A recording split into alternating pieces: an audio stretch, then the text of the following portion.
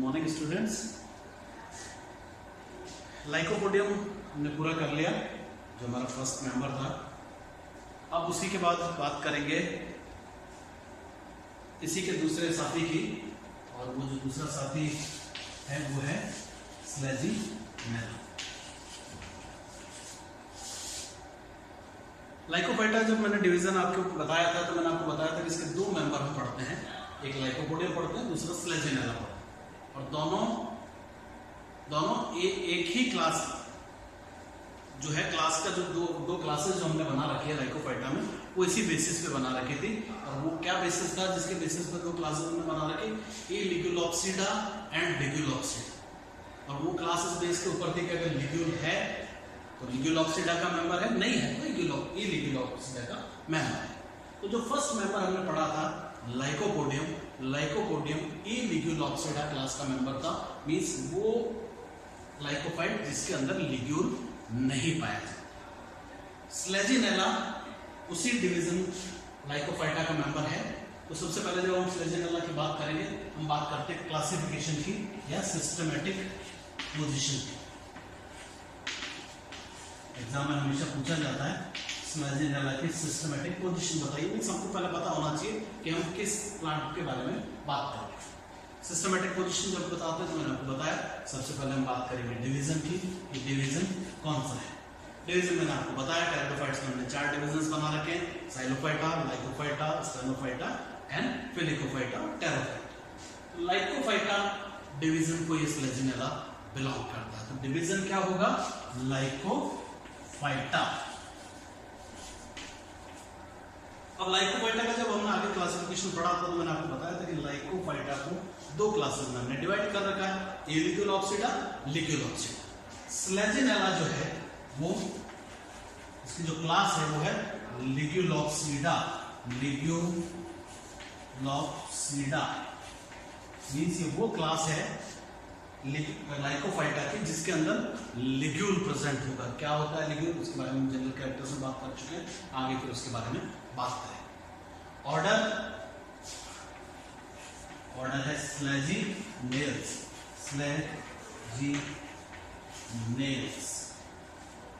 और जीनस क्या होगा? जीनस होगा स्लेजीनेला। तो स्लेजीनेला की जब सिस्टमैटिक पोजीशन की हम बात करेंगे तो सिस्टमैटिक पोजीशन एग्जाम में वन वर्ड एक नंबर का जो क्वेश्चन आता है उसको पूछा जाता है अक्सर, स्लेजीनेला की सिस्टमैटिक पोजीशन बताइए या बताइए कौन से डिवीजन को बिलोंग करता है, कौन से क्लास को बिलोंग करता है। तो वो हमको सिस्टमैटिक पोजीशन याद रखनी है। और याद क्या रखनी है? 4 चीजें याद रखनी होती है। तो division, class, order and genus. तो division Lycophyta, class Ligulopsida, order Selaginellales and genus Selaginella. तो जो स्लेजीनेला जो है जिसके बारे में हम बात करेंगे आज, वो है हमारा लिग्यूलोप्सिडा क्लास का मेंबर। कैसा होता है? वैसा ही होता है जैसे सारे टेरिडोफाइट्स हैं, moist and shade loving plant है। स्पोरोफाइट जो होगा वो रूट, स्टेम, लीफ में मॉडिफाइड होगा। रूट होगा, स्टेम होगा और लीफ होगा। काफी बड़ा जीनस है, लगभग 700 स्पीशीज वर्ल्ड वाइड मिलती हैं। और ये जो 700 स्पीशीज हैं उसमें जो 2-4 इंपॉर्टेंट है, एक तो स्लेजीनेला रूपेस्ट्रिस, स्लेजीनेला क्रूसियाना, स्लेजीनेला लेपिडोफिला, बहुत सारी इसकी स्पीशीज हैं। रूपेस्ट्रिस है, क्रूसियाना है, लेपिडोफिला है और बहुत सारी इसकी दूसरी स्पीशीज भी हैं। याद रखने की चीज ये है कि जो स्लेजीनेला के रूपेस्ट्रिस है, रूपेस्ट्रिस एंड दिस लेपिडोफिला, ये जो है ये जीरोफिटिक स्पीशीज है। Pteridophytes moist and shade loving plants हैं, छायादार और नमीदार जगहों पर मिलते हैं, लेकिन स्लेजीनेला की ये जो है स्पीशीज रूपेस्ट्रिस एंड लेपिडोफिला ये एक्सपोज्ड रॉक्स पे भी मिलती है। आप देखेंगे कि जो रॉकी कंडीशंस हैं, स्थिति है, उसमें भी ये ग्रो करते हैं। Means they are xerophytic in nature. तो जो ज़ेरिक कंडीशन होगी, ऐसी कंडीशन जहाँ पे वाटर की शॉर्टेज होती है, वाटर की प्रॉब्लम रहती है, उन कंडीशंस में भी ये ग्रो करता है। एक और स्पीशीज है स्लेजिनेला ओरिगानी। ये जो स्लेजिनेला की स्पीशीज है ये एपिफाइट होता है, एपिफाइटिक स्पीशीज है। एपिफाइट मैंने आपको बताया था जब हमने लाइकोपोडियम की बात करी थी कि एपिफाइट क्या होता है। एपिफाइट होता है अधिपादक। अधिपादक मीन्स जब एक प्लांट दूसरे प्लांट के ऊपर ग्रो करे। तो रेन फॉरेस्ट में आप देखेंगे कि जो है प्लांट्स है उनके ऊपर ये प्लांट ग्रो करता है। तो ये इंपॉर्टेंट कुछ स्पीशीज हैं जिनके बारे में हमको याद रखना है। दूसरा इंपॉर्टेंट चीज स्लेजिनेला का एक तो लिग्यूल की प्रेजेंस जो लाइकोपोडियम से इसको अलग करती है। दूसरा इंपॉर्टेंट चीज जो याद रखनी है this is a heterosporous pteridophyte. तो हेटेरोस्पोरस टेरिडोफाइट है मींस विषम बीजाणु। हेटेरोस्पोरस विषम बीजाणु होगा मींस यहाँ पर एक से अधिक प्रकार के बीजाणु का फॉर्मेशन होगा।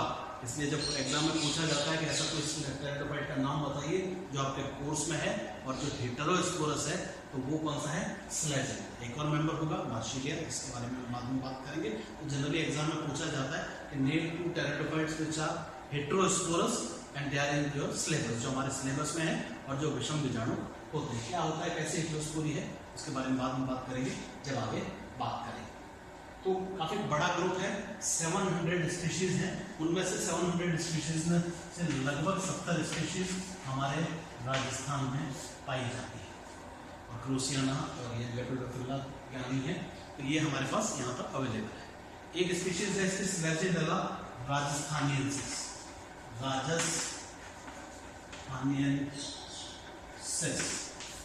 ये सबसे छोटा स्लेजिनेला है जो पाया जाता है। द स्मॉलेस्ट जो स्लेजिनेला है वो राजस्थान में हमारे पास मिलता है और उसका नाम है स्लेजिनेला राजस्थानियंसिस। तो ये कुछ इंपॉर्टेंट स्पीशीज हैं जिनके बारे में आपको याद रखना है। 700 के करीब स्पीशीज हैं और उनमें से 70 के करीब इंडिया में रिपोर्टेड है, इंडिया से पाई जाती है। कैसा होता है प्लांट बॉडी, तो मैंने आपको बताया कि plant body differentiated into root stem और लीफ। रूट स्टेम लीफ में होगा, लगभग लाइकोपोडियम जैसा ही दिखता है। जो ज्यादातर स्पीशीज में जो स्टेम पार्ट होता है वो प्रोस्टेट है, क्रीपिंग है, जमीन के साथ साथ ग्रो करता है और इस स्टेम के ऊपर यहाँ पर लीव्स का फॉर्मेशन। लीव्स जो होती है ससाइल है, सिंपल है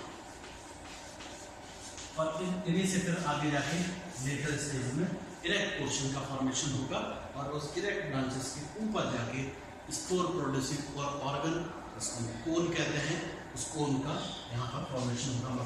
दिस इज कोन। यहाँ पे आप देखेंगे कोन का फॉर्मेशन होगा। तो स्टेम प्रोस्टेट है, दोनों तरह का है, उसमें सीधा भी खड़ा है। ज्यादातर स्पीशीज के अंदर ऐसा है, क्रीपिंग है, जमीन के साथ साथ ग्रो करता है और बाद में अपराइट ब्रांचेस का फॉर्मेशन होता है। डाइकोटोमस ब्रांचिंग होती है, डाइकोटोमस ब्रांचिंग बनती है, ब्रांचिंग होती है स्टेम के अंदर। एक इंपॉर्टेंट चीज जो याद रखनी है, देखिए मैंने लाइकोपोडियम में भी हमने पढ़ा था कि जमीन के साथ साथ ग्रो करेगा और नीचे की तरफ से रूट्स का फॉर्मेशन होगा। रूट्स कैसी होती हैं, रूट्स आप जानते हैं, फर्स्ट फॉर्म्ड रूट जो होगी वो तो हमेशा कैसी होगी, टेप रूट होगी। लेकिन वो टेप रूट एफिमेरल होती है। एफिमेरल का मतलब बहुत जल्दी खराब हो जाती है और उसकी जगह एडवेंटिशियस रूट्स निकल आती है। लेकिन स्लेजिनेला की बहुत सारी स्पीशीज में एक और नई चीज है और वो ये है कि जो रूट्स होती है वो डायरेक्टली प्लांट बॉडी पे नहीं लगी, मीन्स डायरेक्ट स्टेम के ऊपर नहीं लगी हुई है। आप देखेंगे जहां से ये डाइकोटोमी हो रही है, जहां से दूसरी ब्रांच का फॉर्मेशन हो रहा है, वहां से आप देखेंगे एक आउटग्रोथ निकलती है।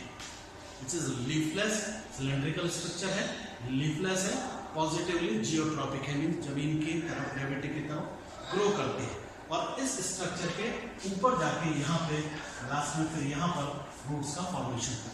तो रूट्स और स्टेम के बीच में एक और नया स्ट्रक्चर फॉर्म होता है जो स्लेजिनेला की पहचान है और वो है राइजोफोर। राइजोफोर का मतलब होता है रूट बेयरिंग स्ट्रक्चर। राइजो मींस रूट्स, फोर का मतलब बेयरिंग, वो स्ट्रक्चर जिसके ऊपर रूट्स का फॉर्मेशन हो, रूट बेयरिंग स्ट्रक्चर हो, उसको हम कहते हैं राइजोफोर। तो प्रेजेंस ऑफ राइजोफोर ये एक और यूनिक कैरेक्टर है जो स्लेजिनेला के अंदर पाया जाता है। तो एक तो प्रेजेंस ऑफ लिग्यूल, लिग्यूल के प्रेजेंस, दूसरा हेटेरोस्पोरी, हेटेरोस्पोरस कंडीशन का होना तीसरा प्रेजेंस ऑफ राइजोफोर, राइजोफोर का होना ये भी एक बहुत इंपॉर्टेंट कैरेक्टर है। तो राइजोफोर रूट और स्टेम के बीच में ये संरचना होती है। इसके मॉर्फोलॉजिकल नेचर के बारे में हम बाद में बात करेंगे कि मॉर्फोलॉजिकल नेचर क्या होता है, कैसा होता है। तो जो प्लांट बॉडी है वो रूट स्टेम लीफ में डिवाइडेड है।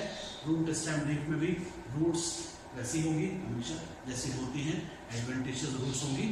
तो अभी इसके आगे के जो स्ट्रक्चर है कि कैसे लीव्स के बेसिस पर, चूंकि बड़ा ग्रुप है, फिर हम इसके 2 ग्रुप बनाएंगे, 2 सब जेनरस बनाएंगे और फिर आगे इसके इंटरनल स्ट्रक्चर के बारे में बात करेंगे।